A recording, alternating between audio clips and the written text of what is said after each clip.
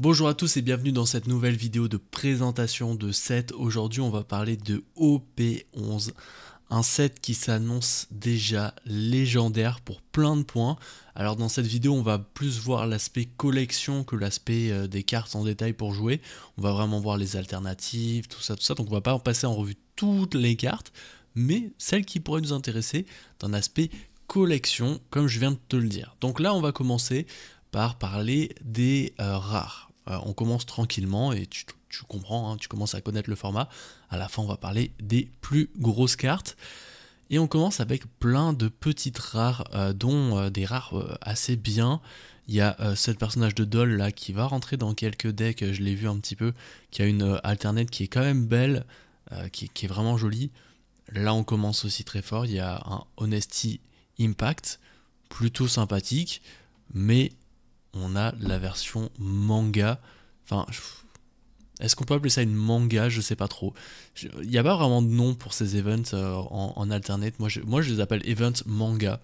Je pense que c'est le meilleur truc. Et en plus, c'est un événement qui est assez récent dans le manga aussi. Ça met en avant un personnage aussi où tu te rends compte qu'il a vraiment évolué. Donc, je suis pas très fan que, en fait. Enfin, je sais pas si je suis fan. En fait, je sais pas. En vrai, je trouve ça stylé.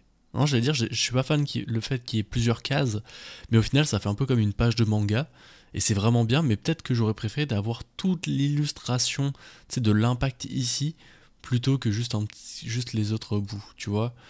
Euh, Parce que quand on regarde sur la version normale, tu sais, ça ressort un petit peu mieux, tu sais, on voit un peu mieux le personnage, alors que là, je trouve qu'on voit un peu moins bien. Mais globalement, je trouve ça magnifique. Ensuite, on a cette Arlong qui est en format classique, mais qui a une super belle alternate. Vraiment, moi c'est pas un personnage que j'aime trop, mais il faut dire que l'alternate elle est quand même très jolie, les couleurs sont très très belles. Il en impose là le Arlong. Qu'est-ce qu'on a d'autre en alternate? On aura la Reiju. Moi j'aime bien, franchement l'artiste il a un côté assez peintre et tout ça, je trouve ça beau, mais c'est pas un personnage que j'affectionne spécialement. Mais je trouve ça quand même très très beau, hein. En principe, les alternates en rare, on n'en attend pas non plus énormément de choses. Quoique tu vas voir, hein, tu l'as sans doute vu, mais il y a une alternate de Big Mom qui est quand même très très belle. Big Mom, là, il y a une carte que moi j'aime beaucoup, là, c'est celle où on voit son château derrière, où elle est de profil, là, elle est en train de courir, sauter, je sais pas. Ça, là, je l'aime beaucoup, mais celle-là, elle est sympathique sans plus. Et on a une autre alternate d'event manga. Donc on a ce Gears 2 en format classique. Déjà la carte en elle-même est trop belle, les onomatopées sont top, vraiment magnifiques. Mais mon dieu, l'event manga, en fait l'event manga c'est quasiment la manga de EB02. C'est vraiment la même pose, et je pense que je préfère cette version. Cette version elle est magnifique en fait parce qu'il y a un jeu de couleurs, donc il y a le personnage en rouge, il y a les onomatopées en bleu, la fumée en bleu, et des textes en dorure. Cette carte, il me la faut absolument. Voilà, je tiens à le dire, il me la faut absolument parce que c'est magnifique. Vraiment, le fait que ça soit blanc, enfin, je sais pas, il y a une. Les events manga, c'est trop trop bien. Moi, je pense que je vais commencer à les collectionner, les events manga, parce que c'est magnifique, c'est beaucoup trop beau. La pose est vraiment trop belle, c'est un moment légendaire. Vraiment, tu lootes ça dans ta box, t'es content parce que c'est. Je pense que ça se rapproche de la manga. Ça va être sûrement l'event manga la plus chère. Et c'est mérité, hein. Vraiment, c'est une trop trop belle carte. J'adore. Ensuite, on a cette caribou là, il n'y a pas du tout d'alternate, mais ça renforce le deck Barbe Noire. Donc voilà, je voulais juste vous le glisser ici. On a une Kuzan en version classique qui est intéressante, mais en version alternate, c'est beaucoup trop beau. Alors, est-ce que. On dirait que c'est Marineford. Ah bah c'est pendant l'arc, pas Impel Down, Marineford, où justement il gèle les deux vagues qui arrivent que Barbe Noire que Barbe Blanc a créé. C'est magnifique, ça rappelle un moment incroyable. C'est une rare que je vais essayer de me procurer en alternate parce que je la trouve très très belle. Vraiment très très belle. Ensuite, c'est un peu tout pour les alternates, sauf il reste encore une alternate manga, où on a un petit Luffy qui donne un coup à Doflamingo. Bon, ça c'est la version classique, et là on a la version alternate. Comment dire que la version alternate manga, encore une fois, elle fait vraiment le taf. Cette fois-ci, on va plus être dans du rouge à fond avec quelques dorures. C'est beaucoup trop beau. Vraiment, les events manga, c'est ma cam, hein. Les events manga, c'est. Surtout moi qui suis fan du manga, ça reprend vraiment la case du manga. Enfin, c'est vraiment magnifique. Donc là, tu le vois bien, c'est le premier set où on aura 3 alternates en manga. Et ça, c'est exceptionnel. Enfin, 3 alternate event manga. On s'y perd avec toutes les appellations, mais tu vois ce que je veux dire. Donc les events manga, euh, franchement, c'est pas pour me déplaire. Le seul truc, c'est que bah, faut suivre, hein. Si tu veux toutes les collectionner, ça va commencer à faire un sacré billet. On va passer au super rare, une petite rareté sympathique. On a cette Kujiaku. Je sais plus dans quoi elle est celle-là, ça me dit rien. C'est dans les Navy Sword. Ok, je vois. Ouais, c'est vachement récent ça en fait. Ouais, donc une pote à Kobe, j'imagine. J'ai du mal à m'en rappeler de celle-là. Donc la carte en elle-même, elle est vraiment cool. Est-ce que c'est pas. J'ai l'impression que c'est l'artiste de Promise Neverland au niveau des cheveux, mais je pense pas. Là, le nom, ça me dit rien. Est-ce qu'il y a le nom de l'artiste ici par hasard? Non, ils mettent pas le nom de l'artiste. Ça aurait été trop bien qu'il y ait le nom de l'artiste en plus. Et en alternate, ok, c'est celle avec le sabre en sorte de liane. Je commence à m'en rappeler un petit peu.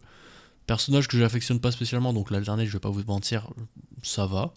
On a une autre, elle, je m'en souviens. Je trouve que la carte en SR classique est magnifique. Vraiment, le fait, je sais pas, le trait, le décor, la pose, c'est vraiment très beau. Allons voir l'alternate. L'alternate, j'avais un peu moins, tu vois. Je trouve que les couleurs sont un peu moins.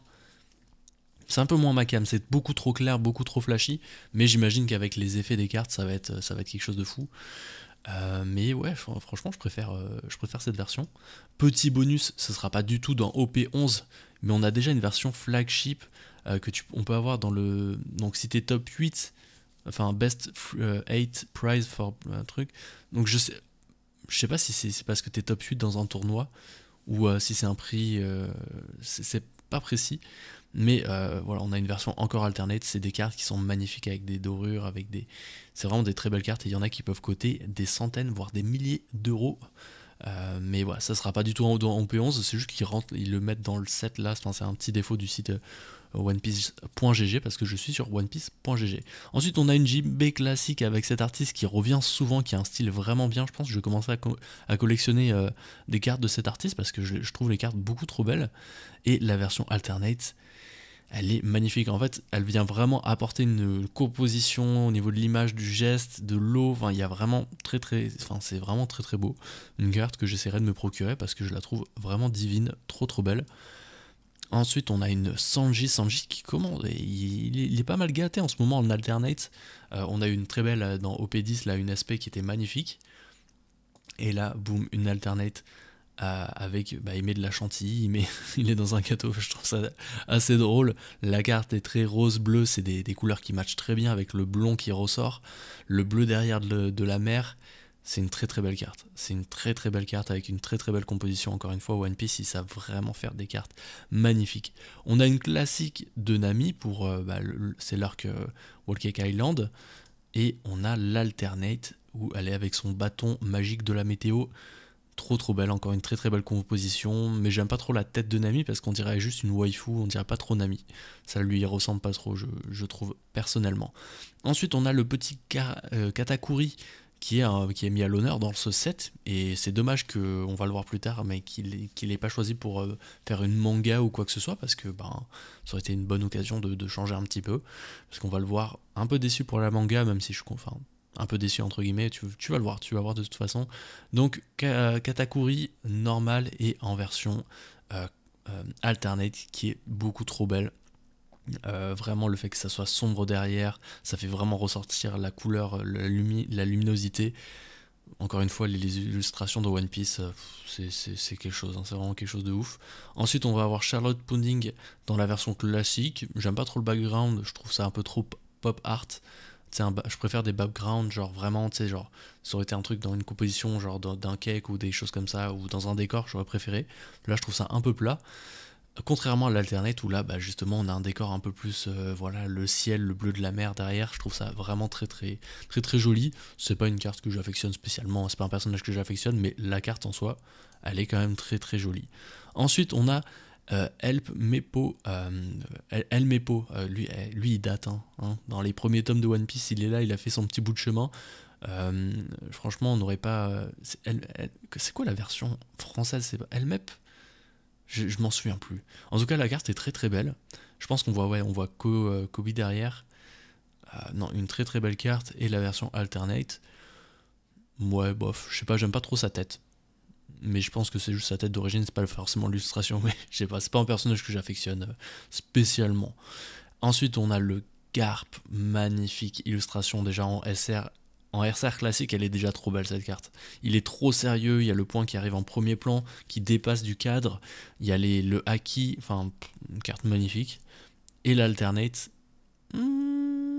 ça va, ça va. Je trouve que le style, en fait, j'aime bien quand même ce parti pris dans One Piece et même dans les cartes Pokémon aussi en général, quand vraiment l'artiste vient s'approprier le style et vient pas copier le style de Oda, il vient vraiment apporter de par la couleur, de par la composition, de par le chara-design, il vient apporter son art. Là, c'est le genre de carte artistique où vraiment tu sens que l'artiste a une touche, a une patte et tu pourrais reconnaître ces cartes, enfin ces illustrations en regardant d'autres cartes.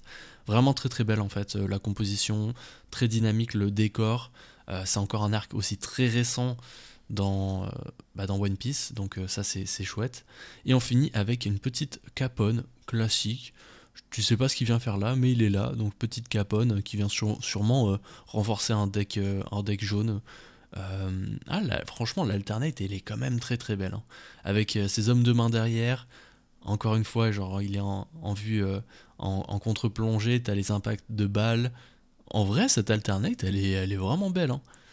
Il y a moyen, si elle est pas trop jouée, elle sera pas trop cotée, il y a moyen que je me la cope si je l'ai pas, parce que je trouve que la composition est très très belle. Donc là, on a passé toutes les SR, on va commencer à parler sérieux, on va commencer avec les leaders. Et les leaders, je suis un petit peu déçu. Voilà, je tiens à le dire, parce qu'on retourne dans les leaders qui mettent vraiment en phase le personnage en gros plan. Donc là, tu peux le voir, on va commencer par Kobe, classique, Kobe en gros plan. Donc tu vois, je trouve que ça n'apporte pas grand-chose à l'illustration. Ouais, en fait, je sais pas. Moi c'est pas trop mon type de leader. Bon, en vrai, t'es content de les avoir, hein. Vraiment, si j'ai une leader comme ça, je suis content. Tu vois, celle de Jinbei, par exemple, elle est très très belle en leader. En normal, elle est. Enfin, en alternate, mais en normal, elle est pas très belle, tu vois. Shirahoshi aussi en classique. En tout cas, de manière générale, les leaders en version classique sont toujours moches. C'est vraiment. J'ai l'impression que c'est une règle, c'est toujours moche. Enfin, en tout cas, c'est jamais très très beau.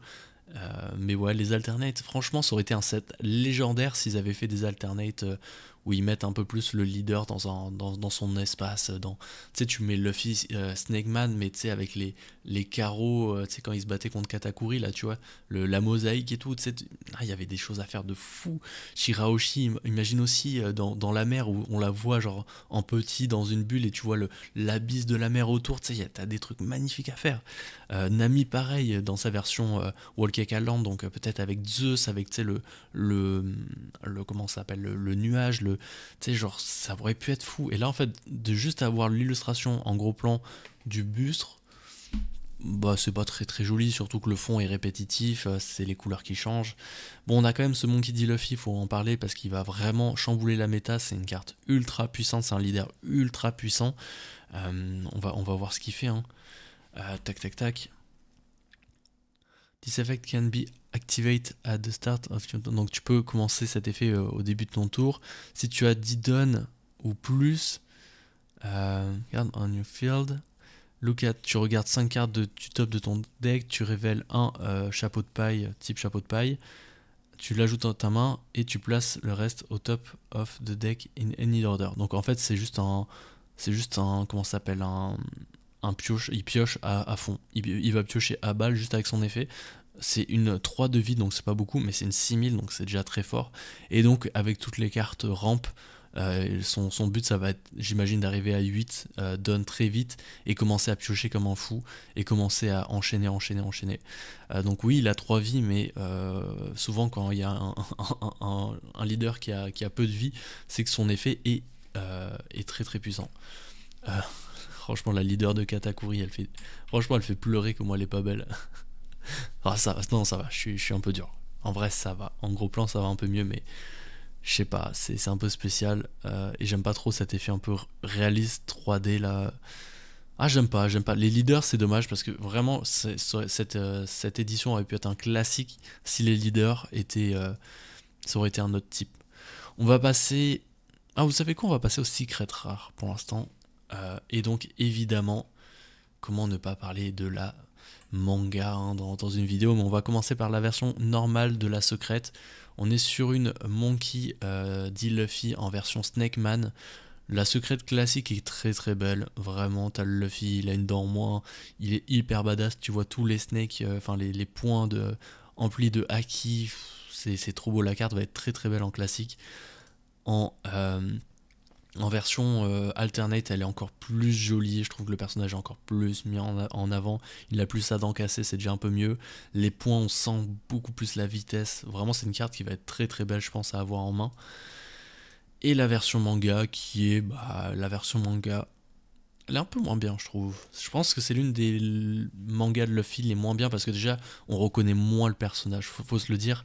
Luffy Snake Man déjà on l'a pas trop vu dans le manga, il est franchement Wall Cake Island et juste un peu après on l'a vu puis après on est vite passé à autre chose. Tu sais, je trouve que c'est moins impactant que le Gears 3 et Gears 5 actuellement tu vois.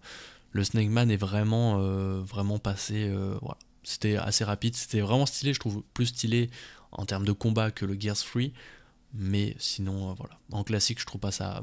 Enfin, bref, c'est pas un truc que j'apprécie énormément. Bon, alors, si j'ai la manga, je suis heureux, hein. Mais on a le droit de critiquer parce que voilà, c'est la manga. Moi, j'aurais bien aimé que, tant qu'à mettre une Luffy, autant mettre une Katakuri, tu vois, c'est les deux qui sont sur la boîte, c'est les deux qui ont fait un combat de ouf. Là, tu mets Snake Man comme ça et tu mets Katakuri dans l'autre sens. Tu sais, il y avait une histoire à raconter, hein. Eux qui aiment bien des fois mettre plusieurs mangas. Je pense que là c'était l'occasion, surtout qu'on s'est tapé une manga dans EB2 et qu'on s'est tapé des mangas de Luffy aussi dans OP09. Donc là ça fait genre quasiment 4 sets d'affilée. Pas 4 sets d'affilée, mais tu vois ce que je veux dire. On a beaucoup de Luffy. Ah, quand ils nous mettent une Luffy, autant mettre un petit truc différent parce que là les Luffy on va vite. Ils vont en sortir combien quoi. C'est ouf. On a aussi la secrète de Kobe. Tu vois, ça aurait pu être la Scooby, hein, qui peut être en manga aussi, hein, vu qu'il est mis à l'honneur aussi dans le set. La secret classique, très très jolie, très dynamique, les couleurs, le rose des cheveux, le rose des effets, je trouve ça très très beau. La version alternate, je la trouve vraiment pas très belle, le visage est beaucoup moins impactant, les couleurs sont un peu moins cohérentes, le fond est quand même joli, je pense que ça va être une belle carte, elle va avoir de beaux effets.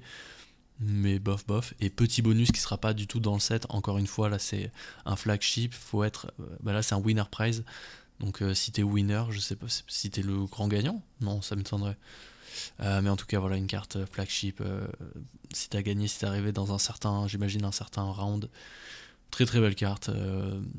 Magnifique. Mais ce sera pas dans OP11. Bon, voilà, en petite déception hein, pour la manga. On aurait aimé peut-être une autre manga en plus. Mais là où c'est la catastrophe, les amis, on va le voir tout de suite, hein. Mais on va commencer par la petite chance. Donc là, on retourne dans les SP où t'as les effets, tout ça. Moi, je suis un peu moins fan de ces SP en vrai, mais faut le dire que quand t'as la carte dans la main, c'est des cartes qui sont magnifiques avec des belles dorures.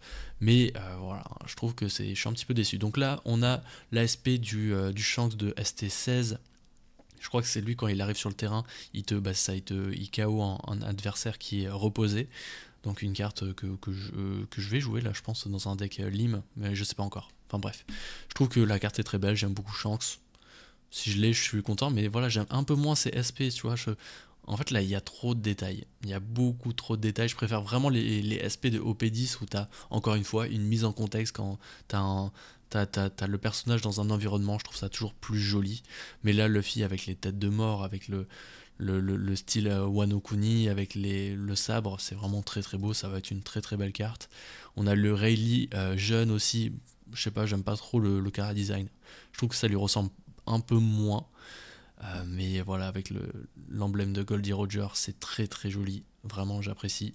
Shirahoshi, quand même une très très belle carte, où le personnage ressort beaucoup plus, en tout cas sur l'illustration numérique. C'est magnifique. Stussy, bon bah si tu l'as t'es content, mais c'est pas vraiment ce que tu cherches hein, en termes de personnage, même si les japonais je pense qu'ils vont la chercher quand même assez souvent. Et on a la petite Sanji avec sa petite cigarette, tout ça, enfin bref. Pas trop fan encore une fois, mais je serais content de l'avoir parce que c'est des belles cartes. Et là les amis, on est sur une nouvelle rareté, je sais pas comment on pourrait appeler ça, Alternate Phantom, Alternate Secret Phantom, je sais pas, moi je Diamond, je sais pas. En tout cas, c'est des cartes. Là, dans le site, ils en présentent qu'une, mais il y en a deux.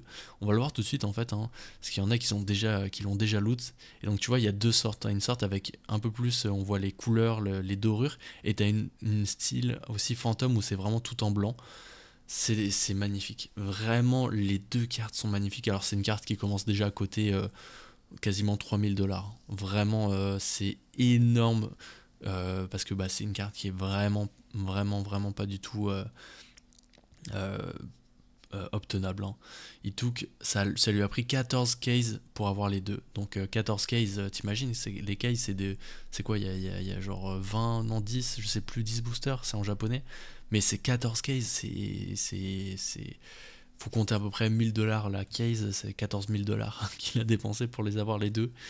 Ça prend apparemment la place d'une manga. Tu sais, en termes de rareté, on est plus au niveau d'une manga, si ce n'est plus, hein, quasiment, ça pourrait être plus, hein, ça peut dépendre, hein, on n'a pas trop de choses officielles, mais en fait, c'est des cartes qui vont être aussi de OP11 à OP14. Donc c'est un peu un ticket d'or, encore une fois, que tu pourras avoir de OP11 à OP14. Imagine tu as ça, mais déjà, enfin vraiment la carte, l'effet de la carte, je trouve ça trop beau. C'est vraiment super bien réussi. Les textures, ça va être monstrueux.